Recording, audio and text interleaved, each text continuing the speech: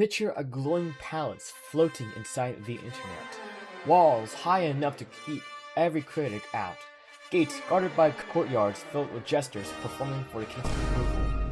At its center sits Donald J. Trump, sovereign of scrolls, ruler of reactions, the first monarch of the meme kingdom.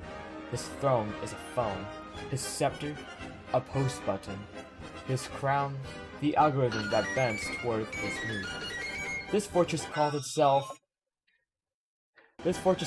Truth Social. It rose from the ashes of 2021 when Trump lost his favorite megaphone and decided to build one of his own. Engineers became architects of loyalty, investors became knights of free speech, and followers became courtiers rehearsing a single chorus, "We are still here." What began as exile transformed into an empire. Its proclamation from Trump being the sun around which the platform orbits. When he posts, direction of the conversation shifts. His anger sets the weather of the feed. His praise turns the hall into revival tents. The kingdom breathes in sync with his pulse, and users mirror his tone until the entire planet hums in the same rhythm. Inside this digital castle, every truth lands like a royal decree, and every retruth echoes as applause. Words like patriot, witch hunt, fake news, and deep state ring throughout the halls until repetition turns them sacred. Rhetorician Jenny Edinburgh would refer to this as a rhetorical ecology, a living network where emotion, ideology, and discourse circulate in interconnected loops. Dan Edenfield describes the same pattern as a network public sphere powered by devotion rather than reason. Together, they explain how Truth Social functions less like a forum and more like a monarchy with Wi-Fi. This project will examine the ecology of that set kingdom, how a band became a blueprint, an algorithm created an army, and how rhetoric constructed a palace for power.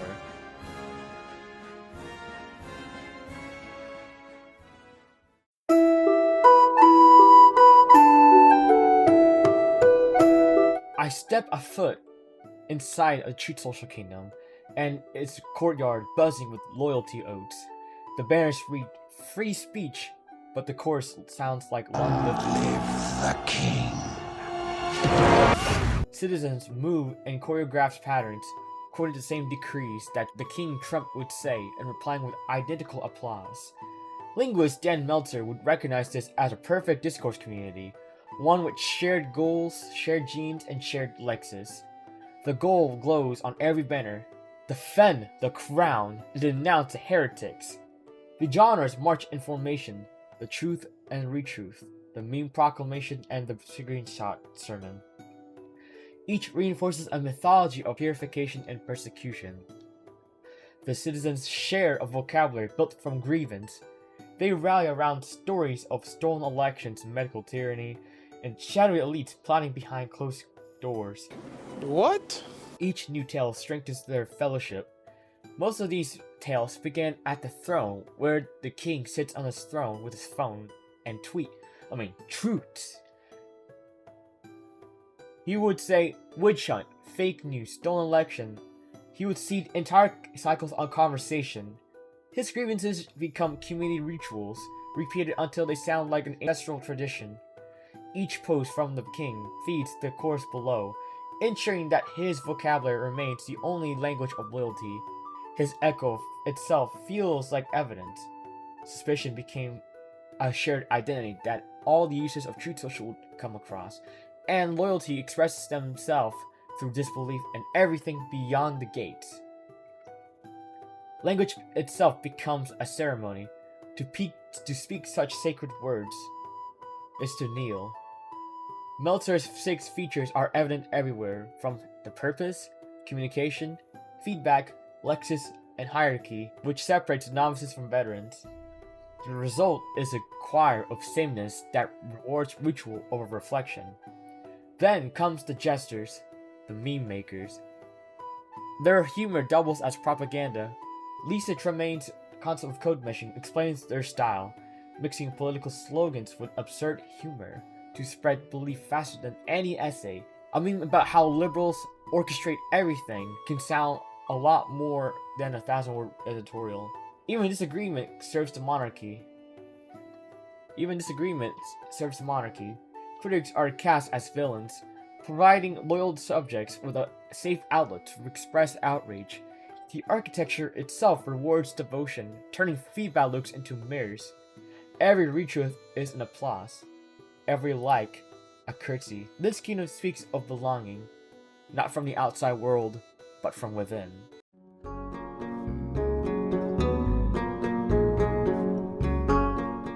Beneath the marble floors, the machinery hums that keeps the palace alive. Notification pulse like gears. Algorithms feed on reactions, ensuring the king's voice always dominates the hall. Ehrenfield's idea of infrastructural politics captures it. Systems that quietly define what counts as public speech. On Truth Social, participation depends on affirmation. The truth and retweets features create a self-filtering loop. Praise travels, dissent disappears. The algorithm crowns obedience over discussion. Here, authorship blurs. Every user becomes a role scribe, copying the king's cadence. Edelbar's ecology explains its mimicry. Discourse circulates through replication, not originality. A post gains life only when echoed. Truth becomes climate, not conversation. James Porter's intertextuality fits this idea perfectly. Every text borrows from one another. Each truth recycles Trump's speeches, conservative headlines, and rally slogans. The architecture enforces the conformity by promoting familiar vocabulary and rhythm. Metrics, likes, replies, retweets serve as invisible hands guiding behavior. Tremane's code meshing appears again as a user's blend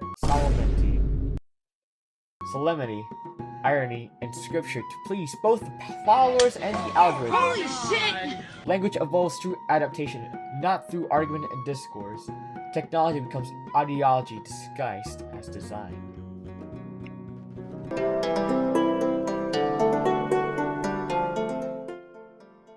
Each morning, so great. a What's royal the problem proclamation over there? appears. What's the A problem? fresh Is truth that a from the radical king left himself. lunatic? Oh hail!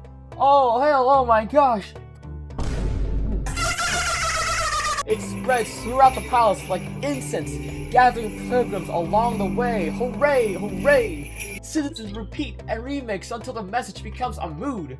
Edwards' rhetorical circulation describes this current. Emotion, not logic, drives the flow.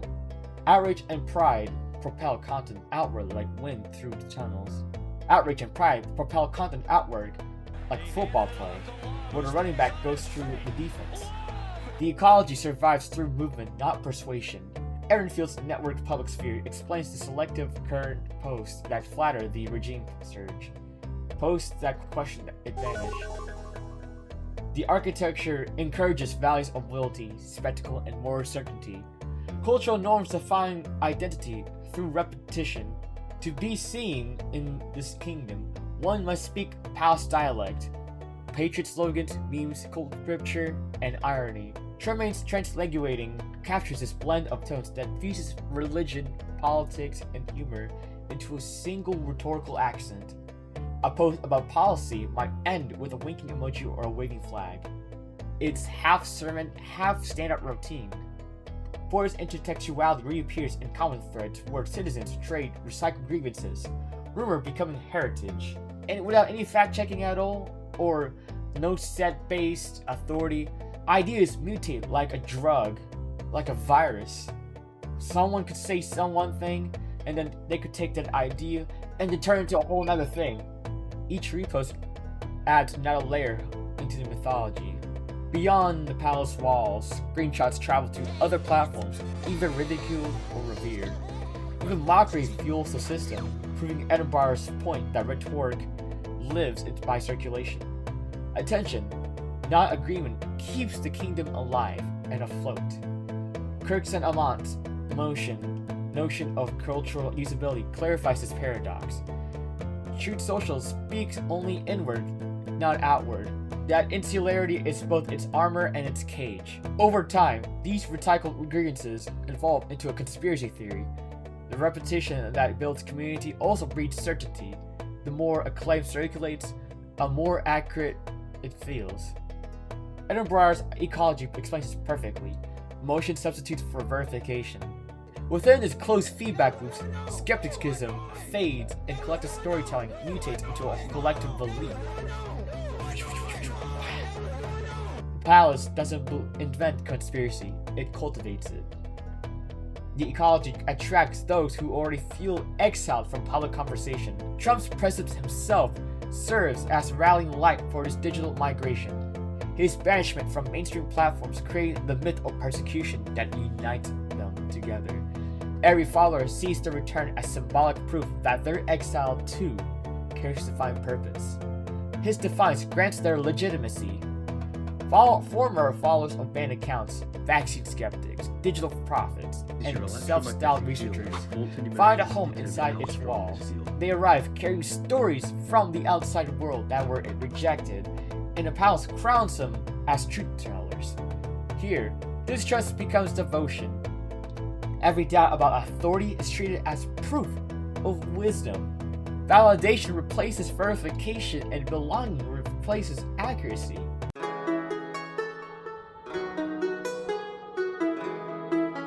As the palace fades behind me, screens still glow like stained glass lit by endless notifications. The hum of the algorithm lingers. Edinburgh's ecology proves prophetic.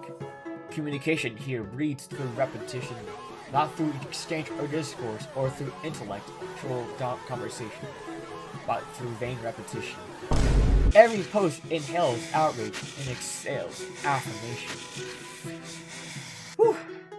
The system doesn't persuade, it sustains. Aaron Field's infrastructural politics reveal the invisible monarch besides the visible one. Power hides in design, not decree. Algorithms curate loyalty more efficiently than laws. Meltzer and Tremaine explains the rest of the story. Shared goals, shared genres, and blended voices. This discourse community thrives through ritual, not creativity. Code meshing becomes choreography, and his Amon shows consequence of this set relationship of his community and closing itself out to the entire world, which is rhetorical isolation. The kingdom speaks only to itself, like some sort of intrinsic circle jerk. Its language preserves identity, but forbids translation. Yo, this dude below me has a similar experience. Truth Social stands as a testament of what happens when digital design and rhetoric merge into a single powerful force. The king speaks, the kingdom echoes doubt in his words, and the feed never sleeps. Its design shelters those wary of contradiction, offering harmony through imitation. The more one person participates, the closer the boundaries become. What began as a promise of open speech now operates as a choir of affirmation.